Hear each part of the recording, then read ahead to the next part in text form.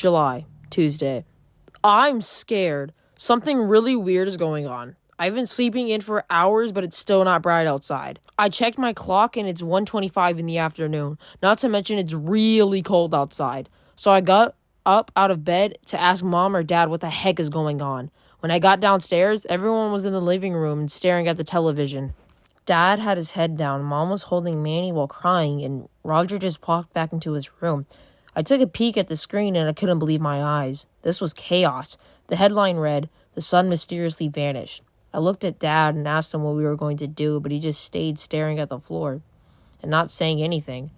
I knew I wouldn't get anything out of him, and Mom was still crying, so I instead went to Roderick.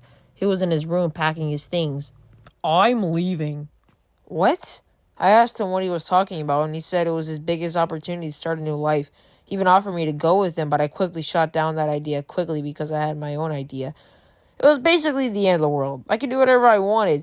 So I'm going to get Rowley and we're going to go back into some stores, steal some valuable stuff, hit the road, and live the good life. It's perfect. But the bad thing is that I don't think Mom or Dad will take too lightly with my idea. So after thinking about it, I'm going to sneak out. After packing some of my stuff, I called Rowley and asked if he wanted to join me. "We can do whatever we want." This is probably the whitest shit I've ever heard Greg say. "We can do whatever we want." Shut up, Greg, please. All right, let's continue with this, bro. It really surprised me, though, because he said yes. I asked him why he said yes, and he said that his parents wanted to eat him if they ran out of food. What the fuck? So I told Rowley to pack his stuff and meet me at my house in my backyard. I snuck out through the back door and sat down. Hopefully Mom and Dad weren't looking for me. While sitting there for about 10 minutes wondering where Rowley was, I heard screaming near the street. So I went around the side of the house and peeked around the corner to see what I was looking at. And I saw some bright thing in the sky chasing a person down the street. When the light shines on him, let's just say it didn't look pretty.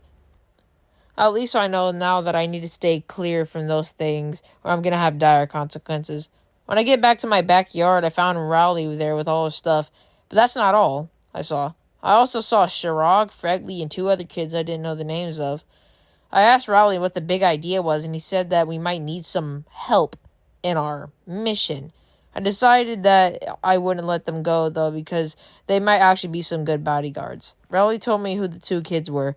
One of them was Steven, and the other one was Corey. I'm going to have to keep an eye on these 2, though, because I don't know anything about them or why they even wanted to join us.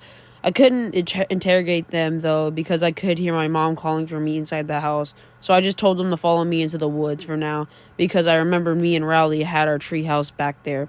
After a while, I finally found the treehouse. It took me a while to find because, 1, it was so dark, and 2, because me and Rowley haven't been in there in a very long time. It was just how me and Rowley left it. It kind of gave me a bunch of nostalgia, even though it was kind of dark. I told everyone to duck down and stay quiet, just in case someone finds us. Then I discussed the plan. Corey asked me why I only had 4 steps and ended on get out of town. So I explained to him that this was only part 1 of our plan, and we'll build more on the plan when we get there. Rowley asked me what we were going to do after we get out of town, and I told him that we'd probably make a giant base, and when people see how prepared we are, they'll make me their ruler. Steven and Corey both thought that was an amazing idea, but they both started to argue over which one of them should be the leader. Fortunately, I quickly put a stop to that. "I'm gonna be leader!" Then we heard a stick crack. Everyone fell silent. All I could hear was all of us breathing. I broke the silence and asked Rowley if that was him, and he said no. So I shuffled around in my bag to see if I had a flashlight. My stomach dropped when I realized I left my flashlight on the top of my dresser back at home. So then I started going through my bag again, but this time I was trying to find something I can defend myself with.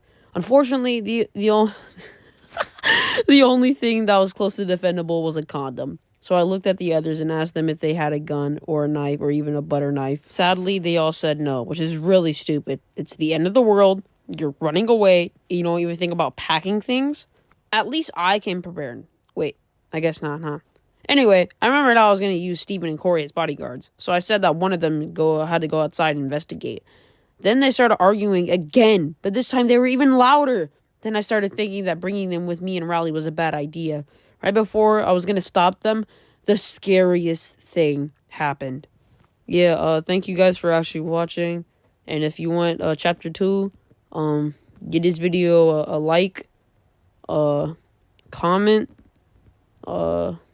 yeah. But thank you guys for the support. I love you guys. Bye.